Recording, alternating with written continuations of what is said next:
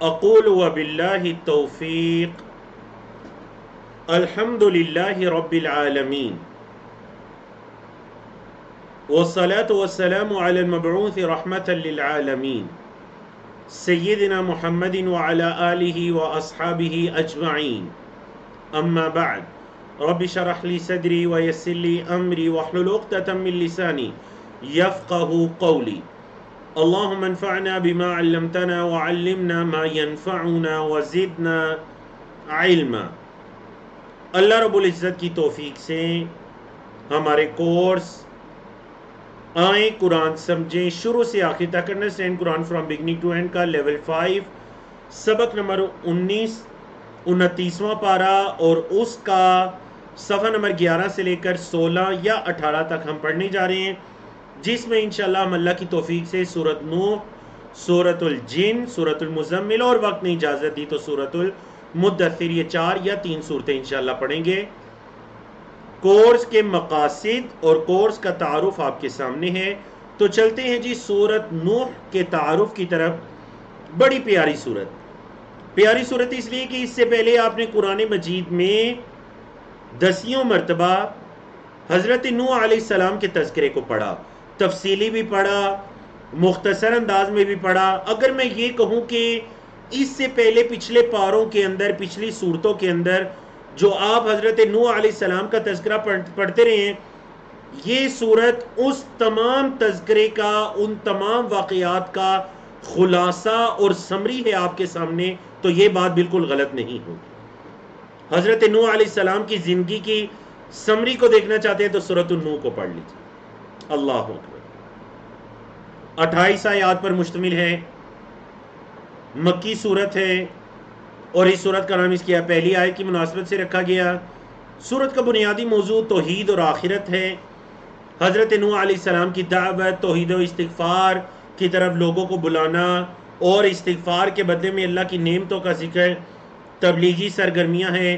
حضرت نوح علیہ السلام کی اللہ کے سامنے فریاد ہے، قوم نوح پر اللہ کا عذاب ہے، اور حضرت نوح علیہ السلام کی دعائیں یا اپنے قوم کے لیے جو بد دعائیں انہوں نے کی، اور یہ روئے زمین پر اللہ کے پہلے رسول ہیں۔ اللہ کے پہلے رسول، انبیاء آپ سے پہلے گزرے، البتہ رسول آپ پہلے ہیں۔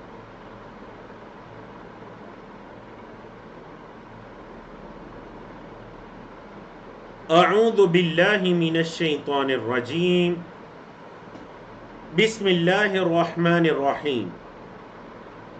انا ارسلنا نوحا، بے شک ہم نے بھیجا نوح علیہ السلام کو، الی قومہ، اس کی قوم کی طرف۔ کیوں بھیجا؟ ان انذر قومک، یہ کہ آپ ڈرائیے اپنی قوم کو، من قبلی، اس سے پہلے، ان یأتیہم، یہ کہ آئی ان کے پاس، عذاب علیم، دردناک عذاب۔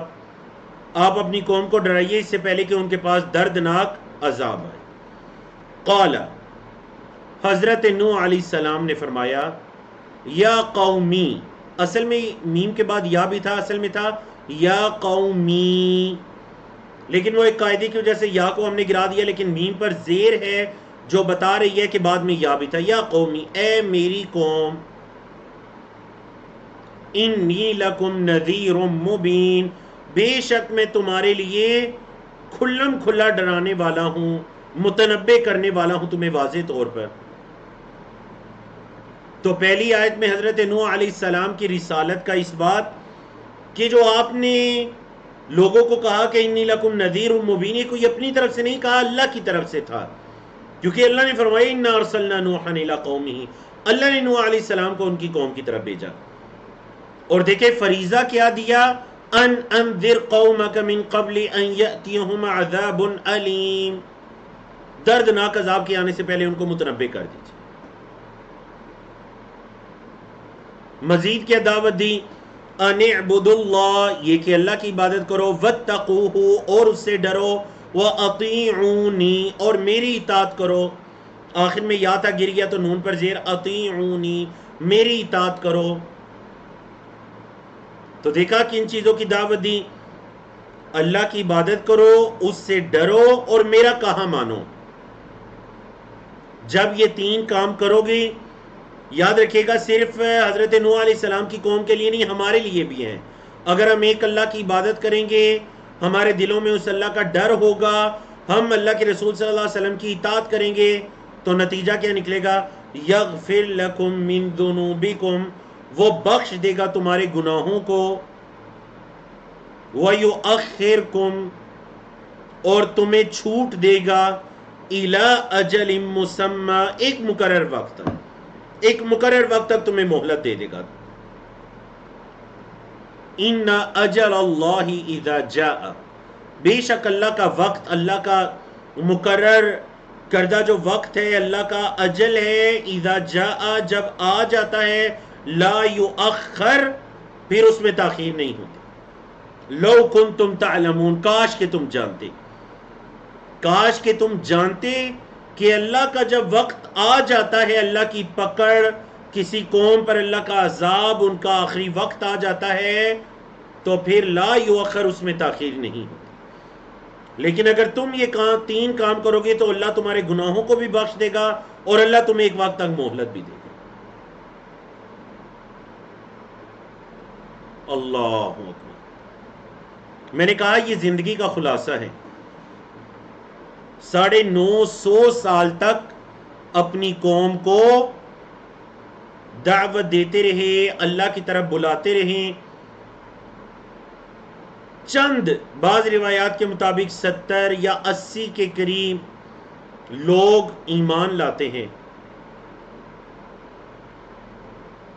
اب جب لوگ مسلسل ہٹ درمی پر، نافرمانی اور حضرت نوح علیہ السلام کی مخالفت پر اتر آتے ہیں، تو حضرت نوح علیہ السلام اللہ سے دعا کر لیتے ہیں، اللہ کی طرف فریاد کرتے ہیں. اور دیکھیں علماء کرام نے بڑا پیارا نقطہ اس سے اخذ کیا، اور تمام انبیاء رسول نے جب اپنے رب کو پکارا تو مفسرین نے خاص کر عقیدے کے چیپٹر میں یہ نقطہ اخذ کیا کہ مشکلات میں، پریشانیوں میں انبیاء اور رسول جس کو پکارا کرتے تھے، مجھے اور آپ کو بھی پریشانیوں میں اسی کی طرف اپنی فریادوں کو رکھنا چاہیے اور اسی کو پکارنا چاہیے، اور وہ ایک اللہ کی ذات ہے.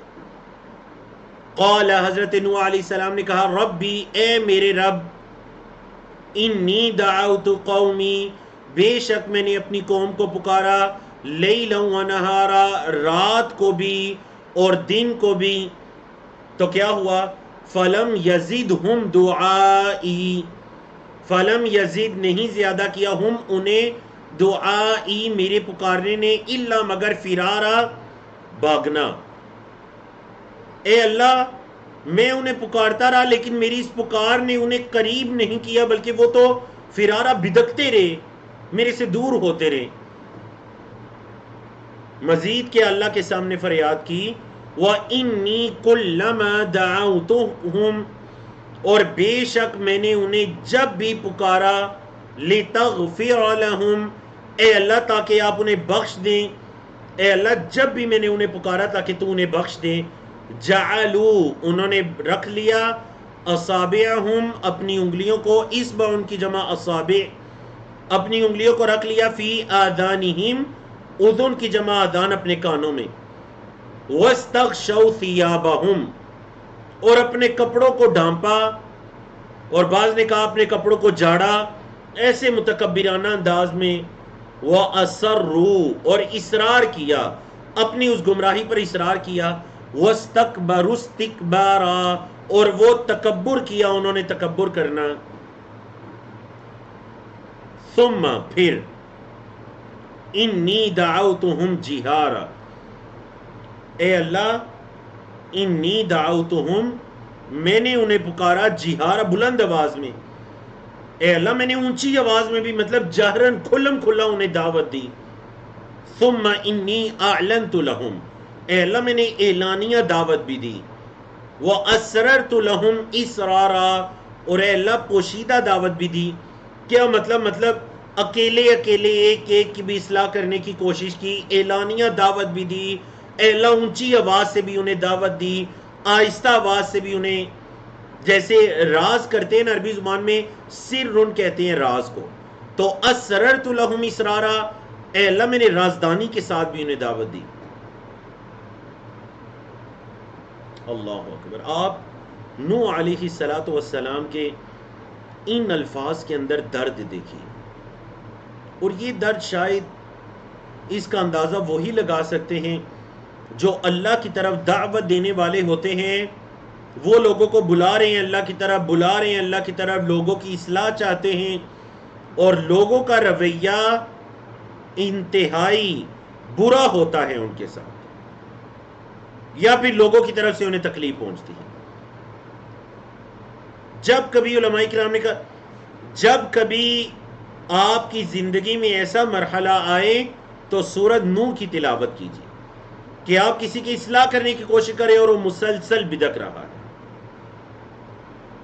قال رب انی دعوت قومی لیلا ونہارا فلم يزدهم دعائی الا فرارا وانی کلما دعوتهم لتغفر لهم جعلوا اصابعهم في آذانهم واستغشوا ثيابهم واصروا واستكبروا استكبارا ثم انی دعوتهم جہارا ثم انی اعلنت لهم واسررت لهم اسرارا.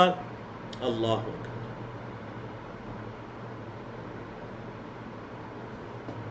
اے اللہ میں نے اور ان سے کیا کہا؟ فقلت، میں نے کہا، استغفروا ربکم، اپنے رب سے استغفار طلب کرو، مطلب اپنے رب سے مغفرت طلب کرو، اپنے رب سے استغفار کرو، معافی طلب کرو. انہو کان غفارا، بے شک وہ بہت بخشنے والا ہے، معاف کرنے والا ہے. جب تم استغفار کرو گے تو کیا ہوگا؟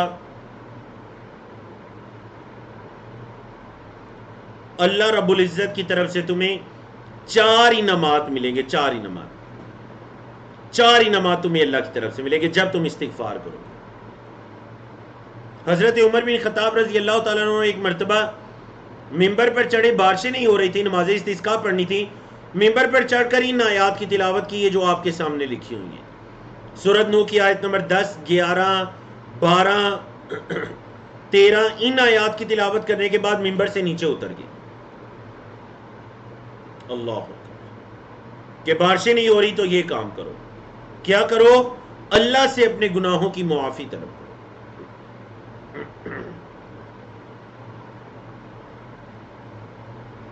میں نے ان سے کہا اپنے رب سے معافی مانگو، بے شک وہ معاف کرنے والے ہیں. کیا ہوگا جب تم معافی مانگو گے؟ 4 فائدے ملیں گے. نمبر 1، یرسل السماء علیکم مدرارا، اللہ رب العزت آسمان کو تم پر بھیجے گا. یرسل السماء، آسمان کو تم پر بھیجے گا. علیکم، تم پر. کیا مطلب آسمان کو؟ مطلب آسمان سے بارش برسائے گا. مدرارا، وافر مقدار میں، لگاتار اللہ تم پر بارشیں برسائے گا. نمبر 2، وَيُمْدِدْكُمْ بِأَمْوَالٍ، اللہ تمہیں مالوں میں زیادہ کرے گا. نمبر 3، وَبَنِينَ، اور اللہ تمہیں بیٹے بھی دے گا. علماء کرام نے کہا کثرت سے استغفار کرنا یہ اللہ کی طرف سے خوشخبری ہے کہ وہ اولاد نرینہ کا ایک بہترین طریقہ ہے کثرت سے استغفار کرنا، اللہ کے حضور توبہ کرنا، رجوع کرنا. اچھا، چوتھا انعام کیا ہے استغفار کا؟ وَيَجْعَلْ لَكُمْ جَنَّاتٍ، وہ اللہ تمہیں باغات دے گا، تمہارے لیے باغات بنائے گا. وَيَجْعَلْ لَكُمْ أَنْهَارًا، اور اللہ تمہارے لیے نہریں بنائے گا. اللہ تمہیں باغات بھی دے گا، نہریں بھی دے گا. مَا لَكُمْ لَا تَرْجُونَ لِلَّهِ وَقَارًا، مَا لَكُمْ، کیا ہو گیا ہے تمہیں؟ لَا تَرْجُونَ لِلَّهِ، نہیں تم اللہ کے لیے امید رکھتے، وقارا، کسی وقار کی، تم اللہ کے لیے کسی وقار کی امید ہی نہیں رکھتے. وَقَدْ خَلَقَكُمْ أَطْوَارًا، حالانکہ اس اللہ نے تمہیں پیدا کیا. کیسے اس اللہ نے تمہیں پیدا کیا جی؟ اس اللہ نے تمہیں مختلف مرحلوں سے گزار کر پیدا کیا. دیکھ لیجئے کہ انسان کن کن مرحلوں سے گزرتا ہے پیدائش سے پہلے. اس اللہ نے تمہیں مختلف مرحلوں سے گزار کر پیدا کیا. تو تمہیں کیا ہو گیا؟ تم اللہ کے لیے کسی وقار، تم اللہ کے لیے کسی فوقیت کی امید ہی نہیں رکھتے.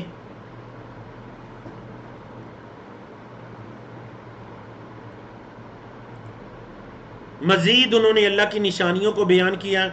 حضرت نوح علیہ السلام نے الم تروا، کیا تم نے دیکھا نہیں، کیف خلق اللہ 7 سماوات طباقا، کیسے اللہ نے پیدا کیا 7 آسمانوں کو طباقا تیبتے طبقاً عن طبق، جیسے کہ دوسری جگہ پر آیا، ایک طے ہے، پھر دوسرے آسمان کی طے، تیسرے، چوتھے، یا پھر نیچے سے شروع کرے، پہلا آسمان، دوسرا، تیسرا اور پھر 7واں اوپر تک. کیونکہ یہ جو آسمان دنیا ہمیں دکھائی دیتا ہے، سب سے نچلا آسمان یہ پہلا آسمان. تو کیا تم نے دیکھا نہیں اللہ نے پیدا کیا 7 آسمانوں کو تیبتیں، وَجَعَلَ الْقَمَرَ فِيهِنَّ نُورًا، اور چاند کو ان آسمانوں میں بنایا روشنی کا باعث، وَجَعَلَ الشَّمْسَ، اور سورج کو بنایا سراجا، چراغ، سورج کو چراغ بنایا، چاند کو روشنی کا باعث نور بنایا. وَاللَّهُ أَنبَتَكُم مِّنَ الْأَرْضِ نَبَاتًا، اور اس اللہ نے تمہیں زمین سے اگایا. حالانکہ انسان تو زمین سے نہیں اگے، مطلب یہ کہ تمہاری زندگی کا انحصار جن چیزوں پر ہے اللہ نے وہ زمین سے پیدا کر دی. یا پھر ایک تفسیر کہ اللہ نے تمہارے باپ آدم علیہ السلام کو مٹی سے پیدا کیا، تو مطلب زمین سے تمہیں پیدا کیا.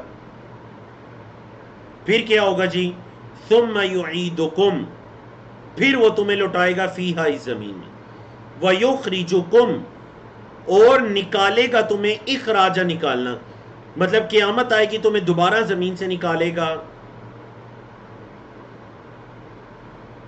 واللہ جعل لکم الارض بساطا، اللہ نے تمہارے لیے زمین کو بنا دیا بساطا، فرش، بچھونا، بچھا دیا اللہ نے تمہارے لیے زمین کو. کیوں؟ لتسلکوا منہا، دیکھیں فعل مضارع سے پہلے لام آتا ہے نا وجہ بیان کرنے کے لیے، لتسلکوا، تاکہ تم چلو، منہا، اس زمین پر، سبلا فجاجا، کھلے راستوں میں. زمین کو تمہارے لیے ہموار کر دیا، فرش بنا دیا تاکہ تم اس زمین کے کھلے راستے پر چلو. اللہ اکبر. یہ تو نوح علیہ السلام اپنی قوم کو جو تذکیر کر رہے ہیں، نصیحت کر رہے ہیں، تو وہ ہے. اب دیکھیے قوم کا رویہ کیا رہا. قال نوح الرب، نوح علیہ السلام نے کہا اے میرے رب، انہم عصونی، بے شک انہوں نے میری نافرمانی کی، واتبعوا، اور انہوں نے اتباع کی، من لم یزدہ مالہ وولدہ الا خسارا، انہوں نے اس کی اتباع کی جس کو نہیں زیادہ کیا، من لم یزد، نہیں زیادہ کیا، ہو اسے، مالہ، اس کے مال نے، وولدہ، اور اس کی اولاد نے، الا خسارا، مگر نقصان کی. بس انہوں نے تو اس کی پیروی کی، اس کے پیچھے چلے جس کو اس کے مال اور اولاد نے خسارے اور نقصان میں زیادہ کیا، بس انہوں نے تو یہ کیا. وَمَكَرُوا مَكْرًا كُبَّارًا، اور انہوں نے مکر کیے، بہت بڑے بڑے مکر. اے اللہ، انہوں نے بہت بڑی بڑی چال بازیاں کی میرے خلاف. اچھا کیا چالیں کیے؟ وَقَالُوا، اور انہوں نے کہا، اے اللہ انہوں نے کہا، لَا تَذَرُنَّ آلِهَتَكُمْ، لَا تَذَرُنَّ، ہرگز نہ چھوڑنا، وَذَرَ یَذَرُ، چھوڑنا، نون تاکید کا، لا تذرن، ہرگز نہ چھوڑنا، آلِهَتَكُمْ، اپنے معبودوں کو، وَلَا تَذَرُنَّ وَدًّا، یہ جو ود نامی بت ہے اس کو نہ چھوڑنا، وَلَا سُوَاعَ، وَلَا سُوَاعَ، سُوَاع نامی بت کو نہ چھوڑنا، وَلَا یغوث، یغوث کو بھی نہ چھوڑنا، وَیعوق، یعوق کو بھی نہ چھوڑنا، وَنَسْرَ، اور نصر کو بھی نہ چھوڑنا. تو کتنے بتوں کا ذکر ہے جی؟ 5. یہ 5 بت تھے جو کہ نوح علیہ السلام کی قوم کے نیک انسان تھے، بڑے نیک انسان جنہیں آپ اولیاء کہہ سکتے ہیں، اللہ کے قریبی. کیا ہوا؟ فوت ہو جاتے ہیں، شیطان آیا نسلوں کے پاس، بڑے لوگ پریشان کہ ہمارے نیک بزرگ ہم میں سے اٹھ گئے ہیں. شیطان نے کہا پریشان ہونے کی کیا ضرورت ہے، صحیح بخاری کی حدیث کے مطابق، اور تقریباً تمام تفاسیر میں آپ یہ واقعہ پڑھ سکتے ہیں. شیطان نے کہا پریشان کیوں ہو رہے ہو، ان کی تصاویر بنا کر رکھ لو، جب انہیں دیکھو گے تمہیں اللہ یاد آئے گا. انہوں نے تصاویر بنا کر رکھ لی. جب وہ لوگ فوت ہو جاتے ہیں، شیطان ان کی نسلوں کے پاس آتا ہے، کہنے لگا ان تصاویر کو اٹھا کر اپنے عبادت خانوں میں رکھ دو، تمہاری عبادت میں لذت اور زیادہ ہو جائے گی، انہیں دیکھو گے تو تمہیں عبادت میں اور اچھا لگے گا۔ کہا بڑا اچھا مشورہ دیا۔ وہ تصاویر جو گھروں میں تھی وہ مسجدوں میں پہنچی، اور بالآخر وہ عبادت خانے شرک کے اڈے بن جاتے ہیں، اور انہی مورتیوں کے سامنے، انہی پتھروں کے سامنے، یا پھر ان فوج شدگان بزرگوں کی قبروں کے سامنے سجدے شروع ہو جاتے ہیں، اللہ کو چھوڑ کر انہی کی عبادت شروع ہو جاتی ہے۔ اور ان لوگوں کی اصلاح کے لیے اللہ نے حضرت نوح علیہ السلام کو بھیجا، جو کہ اللہ کے پہلے رسول ہیں۔ انبیاء گزرے لیکن رسول پہلے۔ اللہ، تو علماء کرام نے کہا اس روئے زمین پر جو شرک کا آغاز ہوا تھا، شرک کبیرہ گناہوں میں سب سے بڑا گناہ، شرک کا جو آغاز ہوا تھا اس روئے زمین پر، وہ اصل میں مبالغہ آرائی سے شروع ہوا تھا کہ اللہ کے نیک بندوں کی ذات میں اتنا مبالغہ کیا گیا، ان کو اتنا بڑھایا چڑھایا گیا کہ اللہ کو چھوڑ کر انہی کی عبادت شروع کر۔ تو ذرا غور کیجئے، آج کے دور میں کیا بالکل ہم نوح علیہ السلام کی قوم کی روش پر نہیں چل پڑے کہ ہم اللہ کے نیک بندوں کے فوت ہو جانے کے بعد ہماری اقوام کے اندر اللہ کو چھوڑ کر انہیں نیک بندوں کی عبادت شروع ہو جاتی ہے؟ سب سے پہلے یہ کہتے ہیں جی کہ ہم تو بس ان کا وسیلہ پکڑ رہے ہیں، وسیلہ پکڑنے کے بعد پھر انہی کے سجدے ہو رہے ہوتے ہیں، انہی کی نظر و نیاز ہو رہی ہوتی ہے، حتیٰ کہ مشکل کے اندر پھر انہی کو پکارنا بھی شروع کر دیا جاتا ہے۔ اللہ اکبر! آپ اچھی طرح سے، یعنی ہم برے صغیر پاک و ہند کے اندر رہنے والوں سے زیادہ کون اس بات کو جانتا اور سمجھتا ہو کہ یہ جو عمارتیں ہیں یہ اصل میں مبالغہ آرائی پر قائم ہیں۔ نبی کریم صلی اللہ علیہ وسلم نے تو قبر کو پکا کرنے سے منع کر دیا کہ کہیں میری امت دوبارہ اسی شرک کی طرف نہ لوٹ جائے جیسے کہ پچھلی اقوام کے اندر فوج شدگان کی ذات میں مبالغہ آرائی کر کے شرک ہوتا ہے۔ نبی کریم صلی اللہ علیہ وسلم نے اللہ سے دعا بھی مانگی ہے، اے اللہ میری قبر کو عبادت گاہ نہ بنانا، اے اللہ میری قبر کو عبادت گاہ نہ بنانا، وثن یعبد۔ اور دیکھ لیجئے اللہ نے نبی کریم صلی اللہ علیہ وسلم کی دعا کو قبول کیا کہ آپ علیہ الصلوۃ والسلام کی قبر پر جیسے دیگر اللہ کے مقربین کی قبروں پر اعمال ہوتے ہیں ویسے نبی کریم صلی اللہ علیہ وسلم کی قبر پر نہیں ہوتے۔ اللہ، تو اب ضرور ان آیات کی تفاسیر کو بعد میں ڈیٹیل کے ساتھ تفسیر ابن کثیر اور دیگر تفاسیر میں پڑھیے گا تاکہ آپ کو پتہ چل سکے کہ روئے زمین پر شرک کا آغاز کیسے ہوا تھا۔ حضرت نوح علیہ السلام نے فرمایا وَقَدْ أَضَلُّوا كَثِيرًا، اور انہوں نے بہت زیادہ لوگوں کو گمراہ کیا۔ اے اللہ انہوں نے بہت زیادہ لوگوں کو گمراہ کیا۔ وَلَا تَزِدِ الظَّالِمِينَ، اے اللہ تو زیادہ نہ کرنا ظالموں کو الا ضلالا، مگر گمراہی کے۔ اے اللہ تو ان ظالموں کو گمراہی کے علاوہ زیادہ نہ کرنا، مطلب ہے اللہ اب یہ لوگ اتنی ہٹ درمی پر اتر آئے ہیں کہ ہدایت ان سے بڑی دور لگ رہی ہے۔ اسی وجہ سے اللہ نے فرمایا مما خطیئاتہم، اپنے گناہوں کی، اپنی خطاؤں کے سبب اغرقو، اغرق یغرقو سے فعل مجہول، انہیں غرق کیا گیا، فادخلوا نارا، اور انہیں آگ میں داخل کیا گیا۔ جو انہیں آگ میں داخل کیا گیا اور انہیں غرق کیا گیا وہ اصل میں ان کے گناہوں کی سبب تھا۔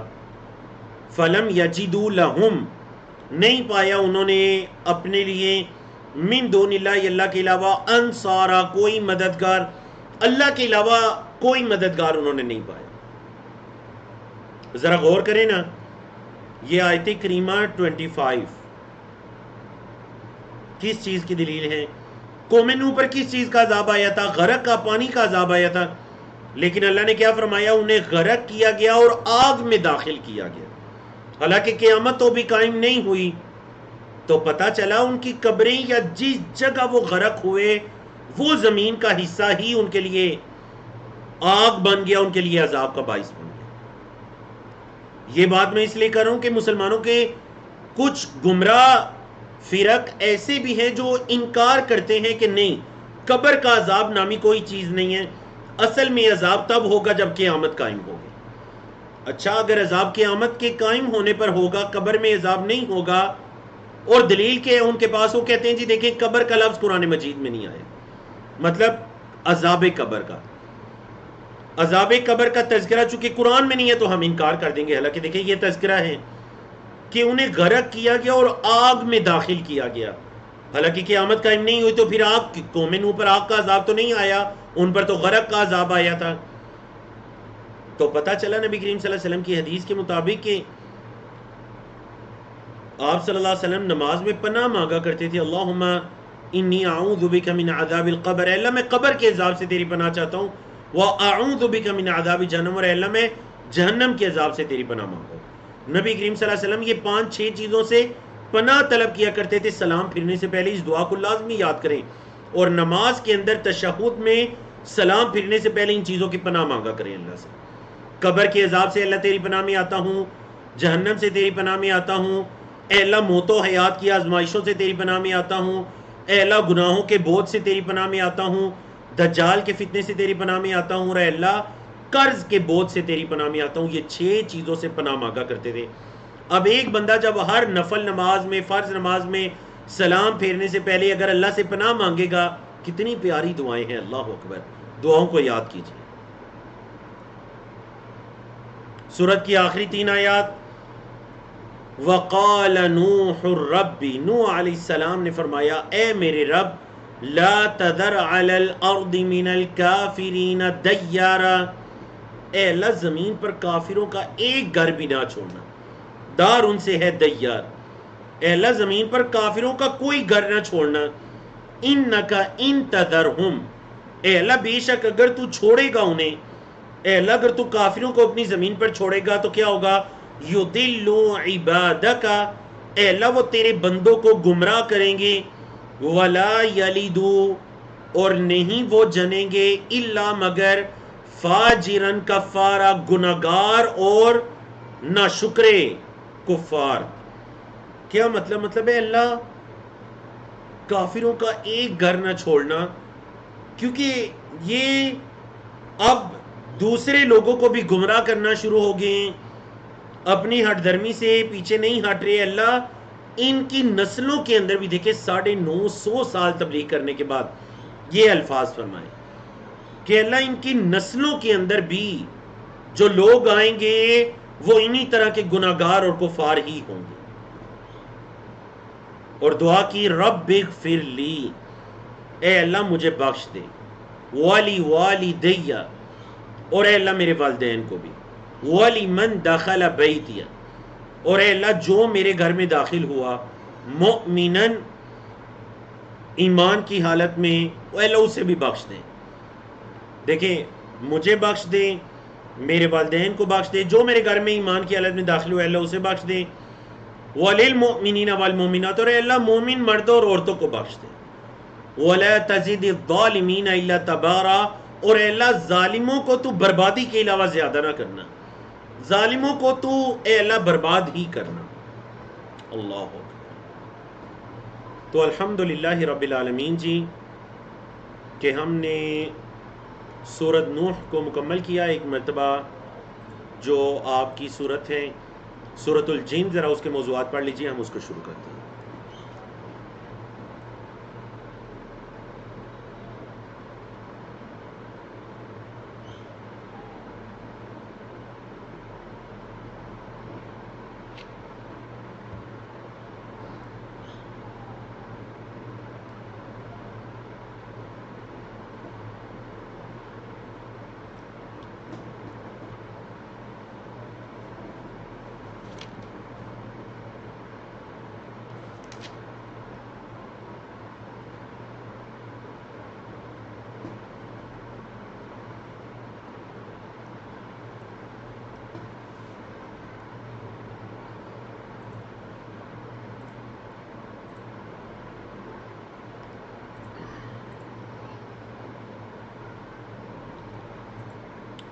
دعا سینڈ کر دیجئے. جی بالکل دعا سینڈ کر دی جائے گی. فہیم بھائی موجود ہے. فہیم بھائی آپ سے ریکویسٹ ہے کہ یہی دعا جو سلام پھرنے سے پہلے کی، اللہم انی اعوذ بک من عذاب القبر اس مکمل دعا کو آپ گروپس کے اندر سینڈ کروا دیجیے. بارک اللہ فیکم. تو چلیے جی سورۃ الجن کو شروع کرتے ہیں. اللہ اکبر. اللہ کے رسول صلی اللہ علیہ وسلم مکی دور میں 10 سال تک اہل مکہ کو اللہ کے دین کی طرف بلاتے رہے، ان کی اصلاح کی کوشش کرتے رہے. اکثریت ایمان نہیں لائی، چند گنتی کے لوگ ایمان لائے. اللہ کے رسول صلی اللہ علیہ وسلم طائف والوں کے پاس چلے جاتے ہیں انہیں دین اسلام کی دعوت دینے. طائف والوں نے بھی انکار کر دیا، نہ صرف انکار کیا بلکہ انتہائی برا سلوک کیا، اوباش نوجوانوں کو پیچھے لگا دیا. اللہ کے رسول صلی اللہ علیہ وسلم پریشانی کی حالت میں جب واپس پلٹ رہے تھے تو اللہ کی طرف سے بطور خوشخبری کے آپ صلی اللہ علیہ وسلم پر جنوں کی ایک جماعت فجر کی نماز میں انہوں نے قرآن کو سنا، اور وہ جنوں کی جماعت آپ صلی اللہ علیہ وسلم پر ایمان لیا. آپ صلی اللہ علیہ وسلم پر ایمان لیا وادی نخلا کے مقام پر. جی بالکل، وادی نخلا کے مقام پر جنہوں نے فجر کی نماز میں نبی کریم صلی اللہ علیہ وسلم کی تلاوت کو سنا. اور آپ کے علم میں سورۃ الاحقاف کے اندر اس کا تفصیلی تذکرہ گزر بھی چکا ہے. سورۃ الاحقاف کی آیات میں اس کا تذکرہ گزر بھی چکا ہے. تو یہ کل 28 آیات پر مشتمل ہے. اس سے پہلے جو آپ نے سورۃ نوح پڑھی وہ بھی 28 آیات تھی، یہ بھی 28 آیات ہے، مکی سورت ہے. اور اس سورت کا نام اس کی پہلی آیت کی مناسبت سے رکھا گیا. بنیادی موضوع قرآن پر ایمان لانے کی دعوت ہے، جنات کے قبول اسلام کا تذکرہ ہے، مشرکین مکہ کو تنبیہ کر دی گئی ہے، اور منصب رسالت محمدی صلی اللہ علیہ وسلم کی وضاحت ہے. تو چلیے جی سورۃ الجن کو شروع کرتے ہیں. بڑی پیاری سورت. اعوذ باللہ من الشیطان الرجیم، بسم اللہ الرحمن الرحیم. قل اوحی الی، قل کہہ دیجئے، اوحی الی، وحی کی گئی ہے میری طرف. کیا؟ انہ استمع نفر من الجن، یہ کہ بغور سنا. یاد رکھیے گا سمیع یسمع کا مطلب ہے سنا، استمع یستمع کا مطلب ہے بغور سنا، ایسا سننا جو سمجھ کر سننے والا. اسی لیے آیا وَإِذَا قُرِئَ الْقُرْآنُ فَاسْتَمِعُوا لَهُ، جب قرآن پڑھا جاؤ تو بغور اس کو سنو. فَاسْتَمِعُوا، تو کہہ دیجئے میری طرف وحی کی گئی ہے. کیا وحی کی گئی ہے جی؟ أَنَّهُ اسْتَمَعَ نَفَرٌ مِّنَ الْجِنِّ، یہ کہ جنوں کی ایک ٹولی نے. نفر کا مطلب کیا ہے جی؟ ایک ٹولی، ایک گروہ. جنوں کے ایک گروہ نے بغور سنا ہے. فَقَالُوا، تو انہوں نے کہا، اِنَّا سَمِعْنَا قُرْآنًا عَجَبًا، ہم نے بڑا ایک عجیب قرآن سنا ہے. اور یہاں عجبہ تعجب کے معنی میں نہیں ہے، مطلب جیسے ہم اردو میں عجیب کا لفظ استعمال کرتے ہیں نا کہ یہ عجیب کام ہے، نہیں. یعنی شیاطین نے قرآن کی عظمت کی وجہ سے یہ کہا کہ ہم نے ایک بڑا عظمت والا کلام سنا ہے. اِنَّا سَمِعْنَا قُرْآنًا عَجَبًا. اللہ اکبر.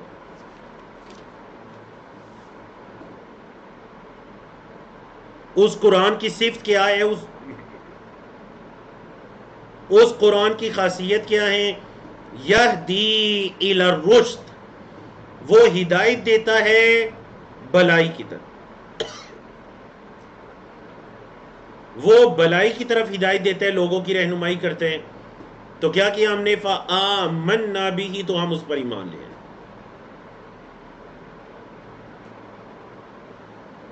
ہم نے وہ قرآن سنا جو ہدایت رشد کی طرف بلاتا ہے، ہدایت کی طرف بلاتا ہے، اور ہم اس پر ایمان لے.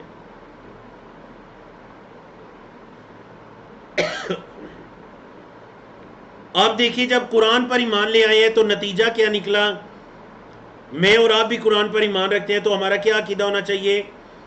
جنات نے کہا وَلَن نُشْرِكَ، اور ہرگز ہم شریک نہیں ٹھہرائیں گے بِرَبِّنَا، اپنے رب کے ساتھ، احد، کسی ایک کو، ہم اپنے رب کے ساتھ ہرگز کسی کو بھی شریک نہیں ٹھہرائیں گے.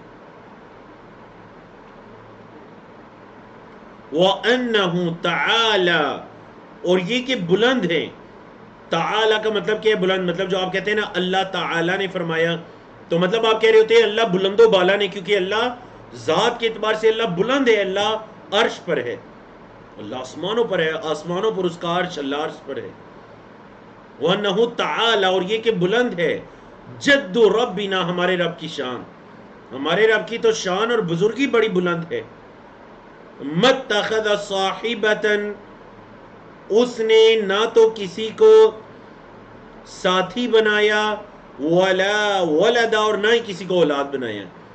تو مطلب عیسائیوں نے نصارہ کے عقیدے کا رد بھی کر دیا کہ نصارہ جو یہ کہتے ہیں کہ نعوذ باللہ اللہ رب العزت نے کسی کو زوجہ یا کسی کو بیٹا بنایا، تو انہوں نے کہا کہ ہمارے رب کی تو شان بڑی بلند ہے، وہ کسی کو بیٹا کیسے بنا سکتا ہے؟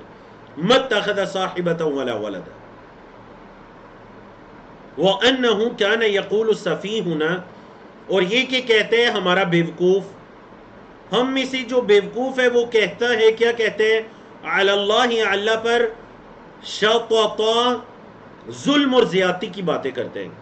مطلب ہم میں سے جو بیوقوف ہے، شیاطین ہیں، جنات میں سے جو، یا پھر بیوقوف وہ اللہ پر زیادتی کی باتیں کرتے ہیں، مطلب اللہ کی طرف شرک کو یا شرکا کی نسبت کرتا ہے، یہ بڑی ظلم و زیادتی والے باتیں ہیں۔ وَأَنَّا ظَنَنَّا، وَأَنَّا ظَنَنَّا، اور ہم تو یہی گمان کرتے رہے، وَأَنَّا ظَنَنَّا، اور ہمارا تو یہ گمان تھا، کیا؟ أَلَّن تَقُولَ الْإِنسُ وَالْجِنُّ، یہ کہ انسان اور جن ہرگز نہیں کہیں گے علی اللہ، اللہ پر کاذبہ، جھوٹ۔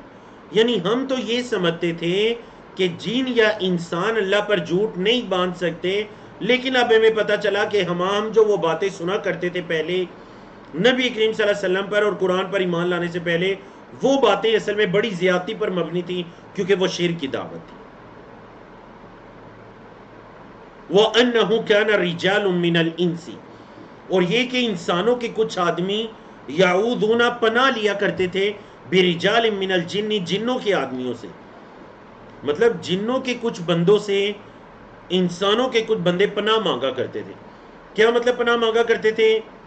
آپ کے علم میں ہے، احادیث کی کتب کے مطابق ایک معروف واقعہ ہے کہ جب بھی مشرکین مکہ کسی سفر کے دوران کسی جگہ پڑاؤ کرتے تھے تو وہ یہ کہتے تھے کہ اے یہاں پر بسنے والوں جنوں اور جنوں کے سردار، ہم آپ کی پناہ میں آتے ہیں، آپ اپنے یہ جو بیوقوف اور نادان تمہارے چھوٹے جن ہیں، تم ان کو ہمیں نقصان پہنچانے سے روک کر رکھنا۔ تو وہ جو جن تھے وہ بڑے خوش ہو جایا کرتے تھے کہ دیکھو شیاطین، وہ کہا کرتے تھے دیکھو ہماری پناہ میں آ رہے ہیں، دیکھو ہماری پناہ میں آ رہے ہیں۔ حالانکہ پناہ تو صرف اللہ کی ہوتی ہے، اور اگر کسی بندے کی پناہ بھی ہو تو وہ ظاہری پناہ، مطلب کوئی سامنے ہے تو آپ اس سے اس کی مدد، اس کی ہیلپ مانگ سکتے ہیں، جائز ہے، لیکن جو غائب ہے وہاں پر ہے ہی نہیں، آپ اس کی پناہ کیسے مانگ سکتے ہیں؟ تو فرمایا کان رجال من الانس یعوذون برجال من الجن، تو کیا ہوتا تھا جی جب وہ انسان جنوں سے پناہ مانگا کرتے تھے، فزادوہم رہقا، وہ انہیں مزید خوف دلاتے تھے، جن آ کر بندوں کو مزید تنگ کرتے تھے، وجہ کہ ہم انہیں تنگ کریں گے تو یہ اور زیادہ ہماری پناہ مانگ کر اللہ کے ساتھ ہمیں شریک بنائیں گے۔ وَأَنَّهُمْ ظَنُّوا، اور انہوں نے تو یہ سمجھا تھا، کما ظننتم، اے مشرکین مکہ جیسے تم نے سمجھا ہے، کیا؟ أَلَّن يَبْعَثَ اللَّهُ أَحَدًا، یہ کہ اللہ ہرگز کسی کو نہیں اٹھائے گا۔ وہ تو یہ سمجھتے تھے کہ کوئی قیامت قائم نہیں ہوگی اور اللہ کسی کو نہیں اٹھائے گا۔ اچھا مزید جنوں نے کیا کہا جی؟ جنوں نے یہ کہا، دیکھیں ایک واقعہ حدیث کے مطابق ایک واقعہ پیش آیا جی۔ واقعہ یہ پیش آیا کہ جب نبی کریم صلی اللہ علیہ وسلم کی بعثت ہوئی تو روئے زمین پر کچھ ایسے واقعات ہوئے جو اس سے پہلے نہیں ہوئے تھے۔ آپ صلی اللہ علیہ وسلم کی پیدائش سیرت کی کتابوں کے مطابق، اور پھر آپ صلی اللہ علیہ وسلم کو مقام رسالت و نبوت پر فائز کیے جانے کے بعد ایک واقعہ یہ بھی پیش آیا کہ جو جنات ایک دوسرے کے اوپر چڑھ کر آسمان پر جا کر چوری چھپے آسمان کی باتیں سنا کرتے تھے، پھر آ کر نیچے بیٹھے جادوگروں اور نجومیوں کو بتایا کرتے تھے، اب جب نبی کریم صلی اللہ علیہ وسلم کے بعد وہ آسمانوں تک جاتے تو انہیں شہاب ثاقب لگتا، وہ مر جاتے۔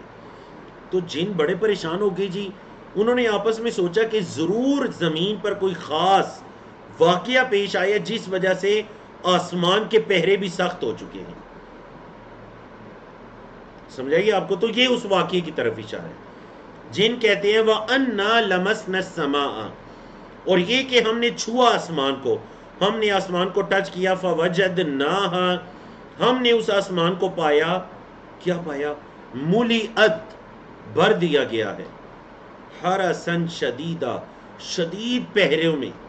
ہم نے دیکھا کہ آسمان پر تو شدید قسم کے پہرے لگے ہوئے ہیں. وَشُهُبًا، شہاب کی جمع ہے تو شہاب ثاقب بھی ہیں. آسمان پر شہاب ثاقب بھی بڑے شدید ہیں، اور آسمان پر تو پہرا بھی سخت ہو چکا ہے.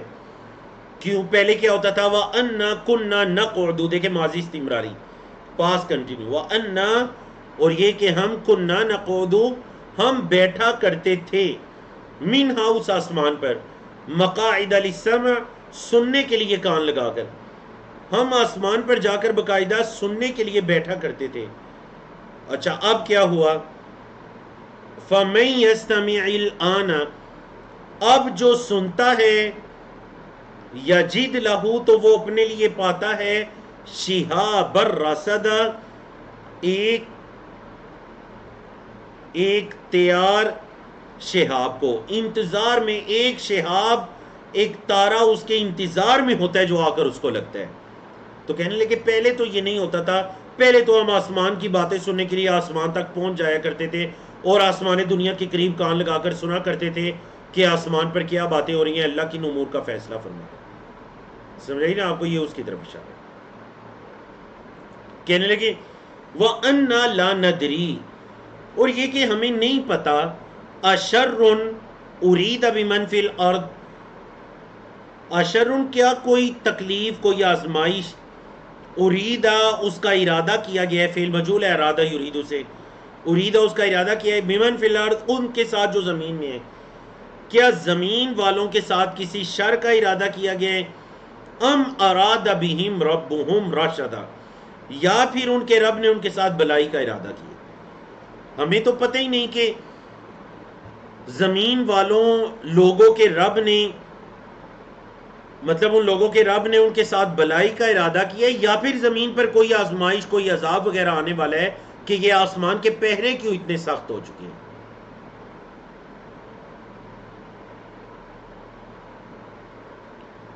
فرمایا وَأَنَّا مِنَّا الصَّالِحُونَ وَمِنَّا دُونَ ذَلِكَ، اور یہ کہ ہم میں صالحون نیکوکار بھی ہیں، وَمِنَّا دُونَ ذَلِكَ، اور ہم میں اس کے علاوہ بھی ہیں.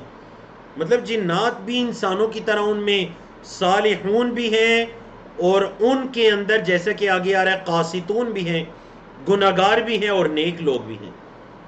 تو بعض علماء نے اسی سے استدلال کیا کہ جیسے انسان کوئی دین اسلام پر ہے، کوئی نصرانیت پر ہے، یہودیت پر ہے، تو بالکل جنوں کے اندر بھی اسی طرح مسلمان بھی ہیں، یہودیت پر بھی ہیں، نصرانیت پر بھی ہیں. اور بعض نے کہا کہ جس طرح مسلمان آپس میں گروہوں میں بٹے ہوئے ہیں، تو بالکل جنات کے اندر بھی جنات آپس میں اسی طرح گروہوں میں بٹے ہوئے ہیں.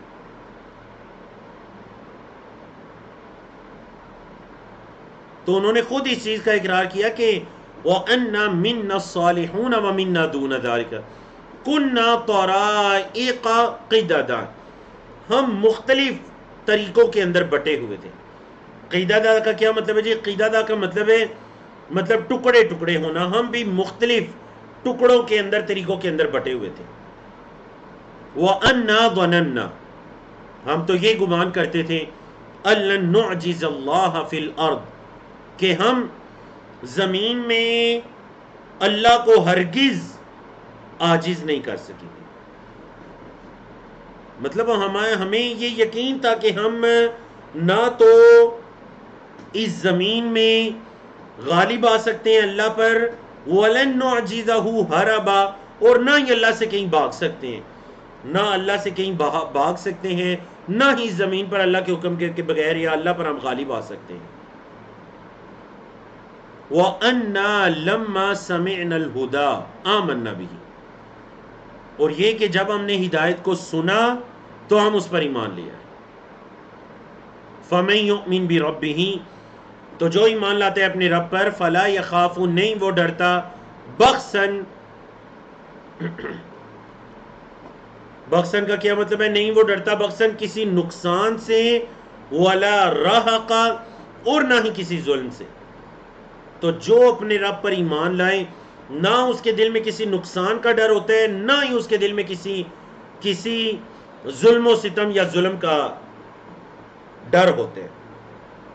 کیوں؟ کیونکہ ایمان کا لفظی مطلب ہے یقین، اور وہ اپنے رب پر یقین کر چکا ہے۔ وَأَنَّا مِنَّ الْمُسْلِمُونَ، اور یہ کہ ہم میں فرما بردار بھی ہیں، وَمِنَّ الْقَاسِطُونَ، اور ہم میں گناہ گار بھی ہیں۔ فَمَنْ أَسْلَمَ، پس جو فرما بردار ہوا، فَأُولَئِكَ تَحَرَّوْا رَشَدًا، تو یہی وہ لوگ ہیں جو رشد و ہدایت کو تلاش کرنے والے ہیں۔ جو فرما بردار ہوئے، یہ ہیں رشد و ہدایت کو اصل میں تلاش کرنے والے لوگ، انہوں نے رشد کو تلاش کر لیا۔ فرمایا وَأَمَّا الْقَاسِطُونَ، اور جو گناہگار ہیں، فَكَانُوا لِجَهَنَّمَ حَطَبًا، وہ تو جہنم کا ایندھن ہے، گناہگار لوگ تو جہنم کا ایندھن ہے۔ وَأَن لَّوِ اسْتَقَامُوا عَلَى الطَّرِيقَةِ، اور کیوں نہیں انہوں نے استقامت اختیار کی ایک طریقے پر، مطلب وہ ایک طریقے پر جو صراط مستقیم ہے، صحیح سیدھا طریقہ تھا، راستہ تھا، وہ اس پر ڈٹ جاتے، استقامت اختیار کرتے، تو کیا ہوتا؟ لَأَسْقَيْنَاهُمْ، البتہ ہم انہیں پلاتے، مَاءً غَدَقًا، وافر مقدار میں پانی، مطلب آسمان سے ان پر رحمت کی بارشیں بھی نازل ہوتی اگر وہ استقامت کو اختیار کرتے۔ لِنَفْتِنَهُمْ فِيهِ، تاکہ ہم انہیں اس میں آزمائیں، مال و دولت دے کر ہم انہیں آزمائیں۔ وَمَن يُعْرِضْ عَن ذِكْرِ رَبِّهِ، اور جو اپنے رب کے ذکر سے یعرض، اعراض کرتا ہے، پرے ہٹتا ہے، يَسْلُكْهُ عَذَابًا صَعَدًا، تو اللہ اس کو چلاتا ہے کہاں؟ عذابًا، ایک عذاب میں، صعدا، سخت، اللہ ایک سخت عذاب میں اس بندے کو چلاتا ہے جو اپنے رب کے ذکر سے اعراض کرتا ہے۔ اور اعراض ہوتے منہ موڑ لینا، کہ بندے کو پتہ چل گیا یہ آیت کریمہ ہے، یہ بالکل درست ہے، ایسے ہی ہونا چاہیے، یہ حدیث ہے، بالکل درست ہے، لیکن وہ پھر بھی اپنے منہ کو موڑ لے، اعراض کر لے۔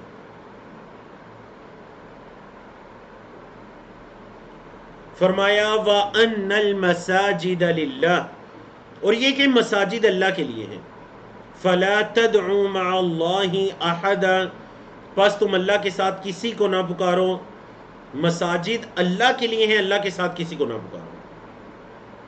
وَأَنَّهُ لَمَّا قَامَ عَبْدُ اللَّهِ يَدْعُوهُ، اور یہ کہ جب اللہ کا بندہ کھڑا ہوا، یدعوہ، اس اللہ کو پکارنے لگا، جب اللہ کا بندہ کھڑا ہو کر اس اللہ کو پکارنے لگا، اللہ کے بندے سے مراد حضرت محمد رسول اللہ صلی اللہ علیہ وسلم ہے، کہ جب وہ کھڑے ہو کر بندوں کو اللہ کی طرف پکارنے لگے، بلانے لگے، تو کیا ہوا؟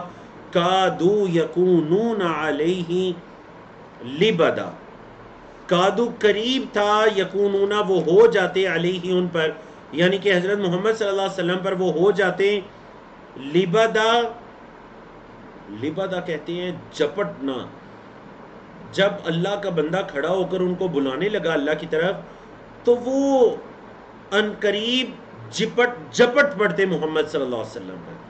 اور دیکھ لیجیے کتنے ایسے واقعات ہیں کہ مشرکین مکہ نے نبی کریم صلی اللہ علیہ وسلم کو نماز کی حالت میں بیت اللہ کے اندر اور عبادت کرتے ہوئے مشرکین مکہ میں نبی کریم صلی اللہ علیہ وسلم کو تکلیف دینے کی کوشش، حتیٰ کہ بعض اوقات آپ صلی اللہ علیہ وسلم کو جان سے مار ڈالنے کی کوشش بھی کی گئی۔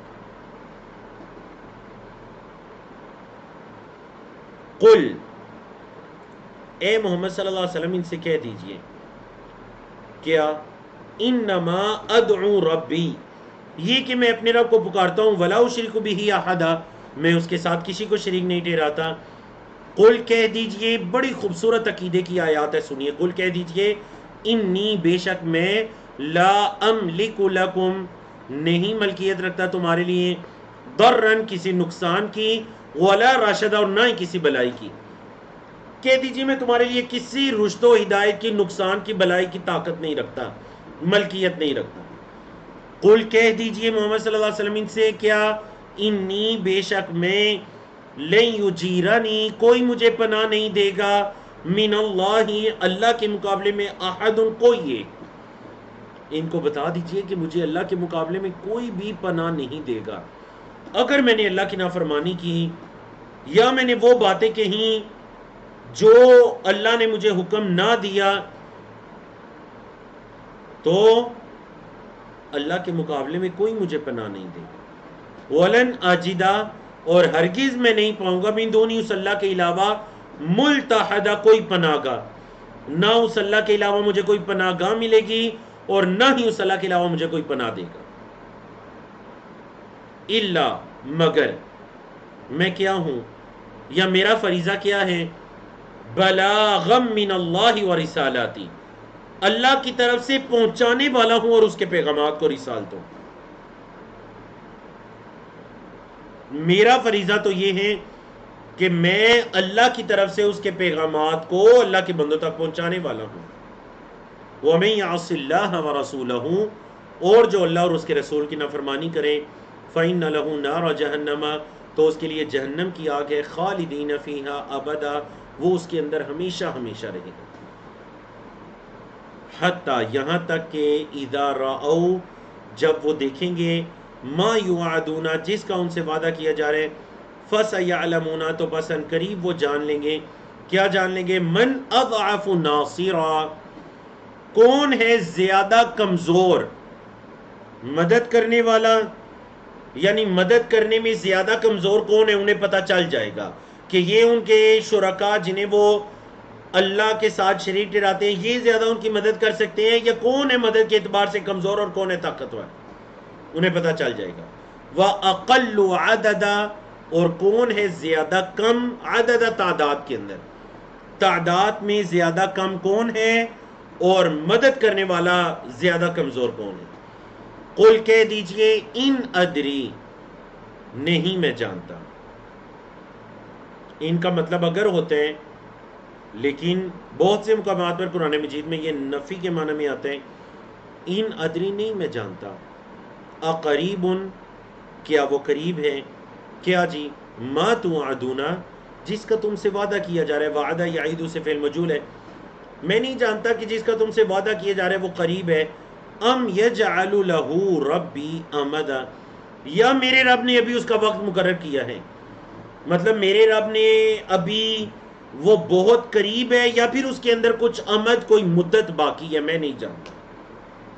عالم الغیب وہ غیب کا جاننے والا ہے، وہ اللہ اکیلا غیب کا جاننے والا ہے. فلا یظہر علی غیبہ وہ اپنے غیب پر کسی کو اطلاع نہیں دیتا، اپنے غیب پر کسی کو مطلع نہیں کرتا، احدن کسی ایک کو، الا مگر من ارتضی جس کو وہ چن لے، من رسول اپنے پیغمبر میں سے، ہاں اپنے پیغمبر میں سے جس کو چن لے. تو پھر اللہ رب العزت غیب کی خبریں اس اپنے رسول اور پیغمبر کی طرف وحی کرتے ہیں. تو آپ کے علم میں ہے ہمارے یہاں برصغیر میں ایک بہت بڑا مسئلہ جو بعض اوقات الحمدللہ ابھی یہ جاہلانہ ماحول کچھ کم ہو گیا جب الحمدللہ لوگوں نے قرآن مجید کی ہدایت کو دیکھا اور یہ ساری چیزیں، لیکن زمانہ ماضی کے اندر آج سے 40 50 60 سال پہلے برے صغیر پاک و ہند کے اندر نعوذ باللہ اس کو اسلام اور کفر والا مسئلہ سمجھا جا کرتے تھے. کیا مسئلہ جی؟ کہ اللہ کے رسول صلی اللہ علیہ وسلم عالم الغیب ہے یا نہیں. اور اگر کوئی انسان قرآن مجید ترجمہ کے ساتھ پڑھ لے، سورۃ الاحزاب کی آخری آیات کو پڑھ لے، سورۃ الجن کی ان آیات کو پڑھ لے، تو بڑی واضح بات ہو جاتی ہے کہ عالم الغیب وہ اکیلا اللہ ہے. بولیں غیب کا علم رکھنے والا وہ اکیلا اللہ ہے، اور اللہ اپنے رسولوں میں سے جس کو چاہتا ہے اس کو غیب کی باتیں بتاتا ہے، جیسا کہ اللہ رب العزت نے نبی کریم صلی اللہ علیہ وسلم کو غیب کی باتیں بتائیں. اب غیب کی باتیں بتانا اس سے کوئی عالم الغیب نہیں بن جاتا. سمجھے؟ آپ کو اس سے کوئی عالم الغیب نہیں بن جاتا. یہ تو اللہ کی وحی ہے جو نبی کریم صلی اللہ علیہ وسلم یا دیگر انبیاء رسول نے اپنی اقوام کو بتا دی. حضرت موسیٰ علیہ السلام کی طرف بھی غیب کی وحی آئی. غیب کہتے ہیں پوشیدہ چیزیں جو دکھائی نہیں دے رہی یا پھر ان کا تعلق مستقبل کے ساتھ ہے. تو اللہ رب العزت نے نبی کریم صلی اللہ علیہ وسلم کو مستقبل کی باتیں بتائیں، وحی کے بارے میں باتیں بتائیں. یہودیوں نے آپ کے کھانے میں زہر ملا دیا، اللہ نے وحی کے ذریعے یہ سب باتیں بتائیں. اب اس کا یہ مطلب نہیں ہے کہ نبی کریم صلی اللہ علیہ وسلم عالم الغیب ہو گئے. عالم الغیب ذات ایک اللہ اکیلے کی ذات ہے. ہاں، رسولوں کو غیب کی خبریں وحی کے ذریعے، فرشتوں کے ذریعے بتائی جاتی ہیں. فرمایا فَإِنَّهُ يَسْلُكُ مِن بَيْنِ يَدَيْهِ، تو بے شک شان یہ ہے کہ چلتے ہیں اس کے آگے، وَمِن خَلْفِهِ، اور اس کے پیچھے رَصَدًا نگہبان. مطلب جب اللہ غیب کی خبریں، وحی کی باتیں انبیاء رسول کو بتاتا ہے، پھر ان کے آگے پیچھے پہرے بھی لگ جاتے ہیں. فرشتے اللہ کے حکم سے ان کی حفاظت بھی کرتے ہیں، کیونکہ انبیاء رسول کی حفاظت اصل میں اللہ کے دین کی حفاظت ہوتی ہے. لِيَعْلَمَ، تاکہ وہ اللہ جان لے، ان قد ابلغوا، یہ کہ تحقیق انہوں نے پہنچا دی، مطلب انبیاء رسول نے کیا پہنچا دی؟ رسالات ربہم، اپنے رب کے پیغامات کو، وَأَحَاطَ بِمَا لَدَيْهِمْ، اور احاطہ کیے ہوئے ہے وہ جو کچھ ان کے پاس ہیں. مطلب جو انبیاء رسول کے پاس ہے اللہ اس کو گھیرے ہوئے ہے، اللہ کی قدرت میں ہے، اللہ کے احاطے میں ہے وہ. وَأَحْصَى كُلَّ شَيْءٍ، اور اس اللہ نے شمار کر رکھا ہے ہر چیز کو، عددا، تعداد کے اعتبار سے. اس اللہ نے ہر چیز کو تعداد کے اعتبار سے شمار کر رکھا ہے. تو الحمدللہ اللہ رب العزت کی توفیق سے ہم نے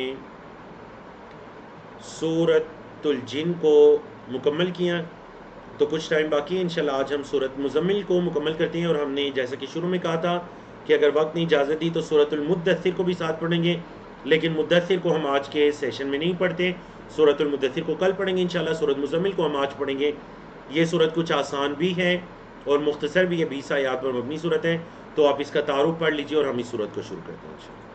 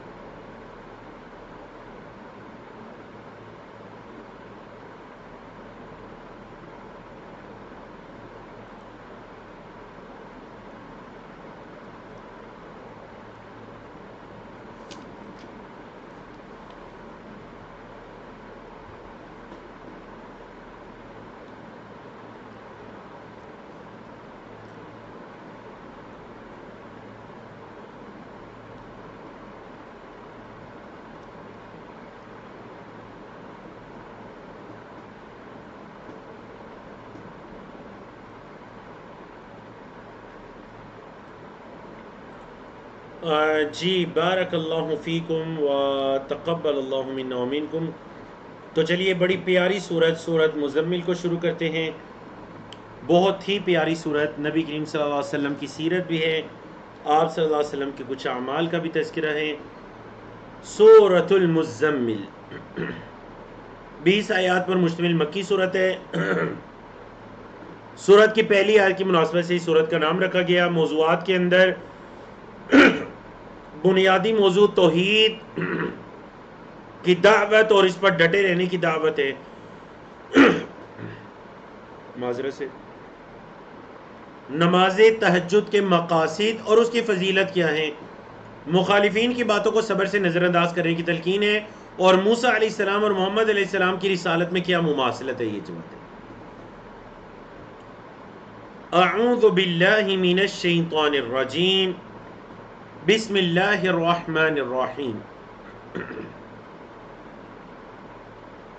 یا ایہا المزمل.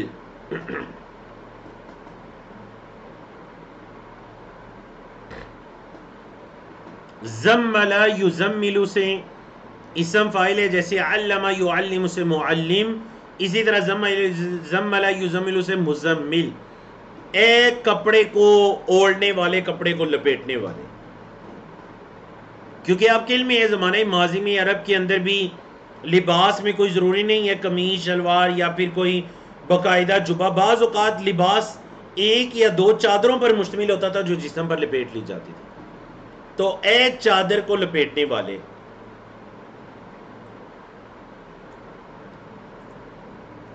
قم اللیل الا قلیلا، قیام کیجئے رات کا، الا قلیلا مگر تھوڑا، تھوڑا حصہ چھوڑیے اور باقی رات کا قیام کیجئے. کتنا؟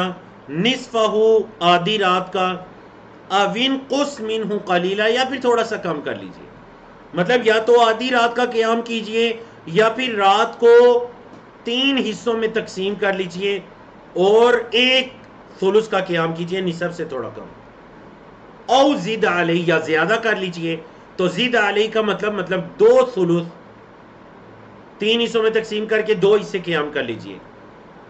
اور قیام میں کیا کرنا ہے؟ وَرَتِّلِ الْقُرْآنَ تَرْتِيلًا، قرآن کو ترتیل کے ساتھ پڑھنا ہے، قرآن کو ترتیل کے ساتھ پڑھنا ہے، روانگی سے قرآن مجید کی تلاوت کرنی ہے.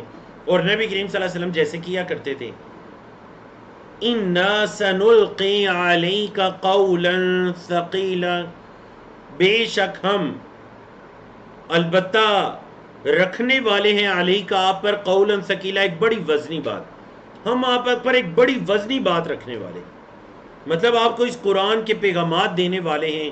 اور اس کا تذکرہ سورۃ الحشر میں گزر چکا ہے کہ یہ قرآن، یہ دین اسلام، اس دعوت کو پہاڑوں پر اور زمین پر ان پر پیش کیا گیا. فَأَبَيْنَ أَن يَحْمِلْنَا، انہوں نے انکار کر دیا اس کو اٹھانے سے.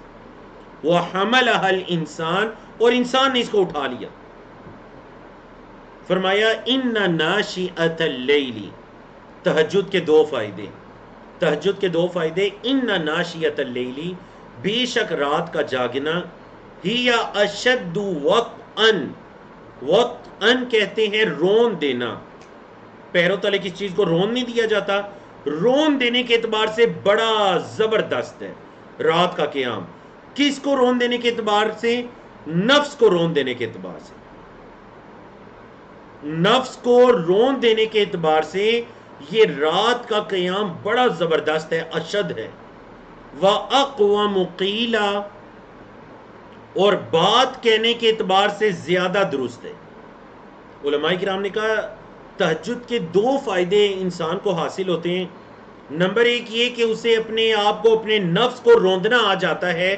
آپ دیکھیں نا، جو بندہ رات کو، خاص کر سردیوں کی رات کو، گرم بستر کو چھوڑ کر اٹھتا ہے، اللہ کے سامنے کھڑا ہو جاتا ہے قیام میں، سجدے میں، رکوع میں، مطلب یہ کہ باقی معاملات میں بھی اس کو اپنے نفس کو روندنا آ جائے گا.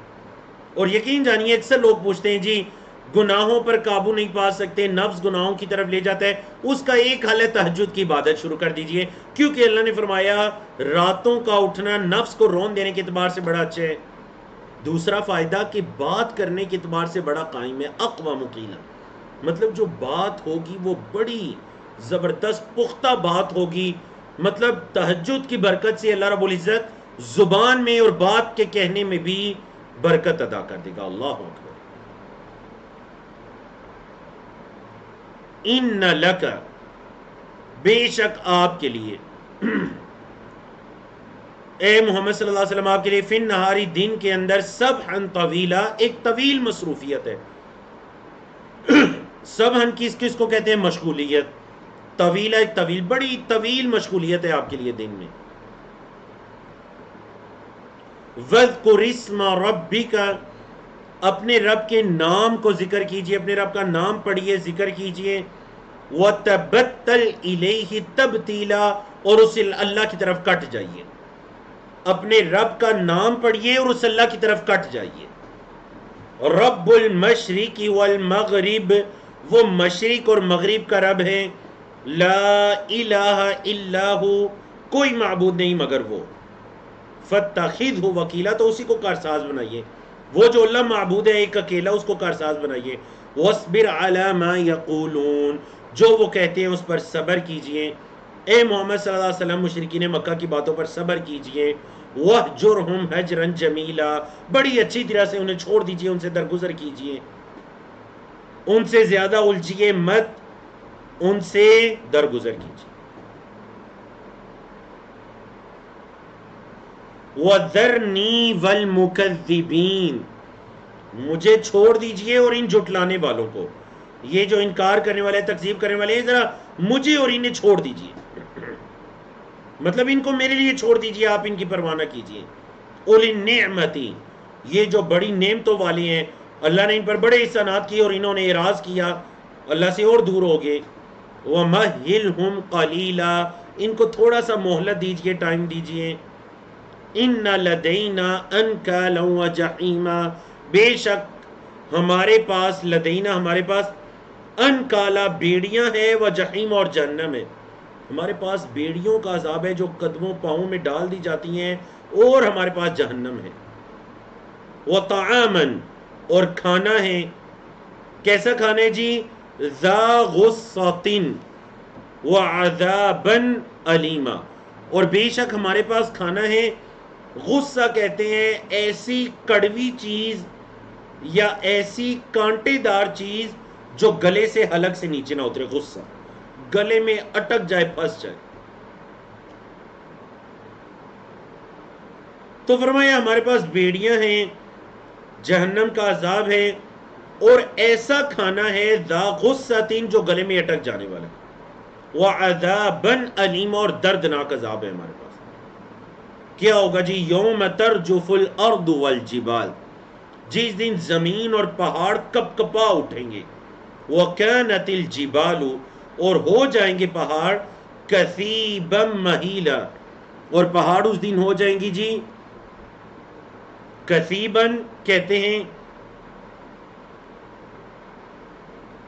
ریت کے ٹیلے کو، ریت کے ٹیلوں کے مانند ہو جائیں گے، مہیلا بالکل جو ذرے ذرے ہوتی ہے، جیسے ذروں کے اندر ریت کے ٹیلے ہوتے ہیں، تو قیامت کے دن یہ پہاڑ ان ریت کے ٹیلوں کی طرح ہو جائیں گے،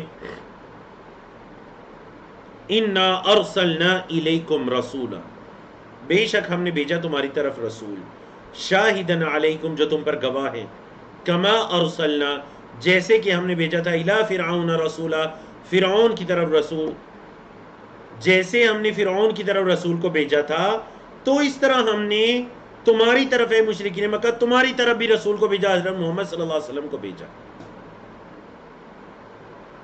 فعصا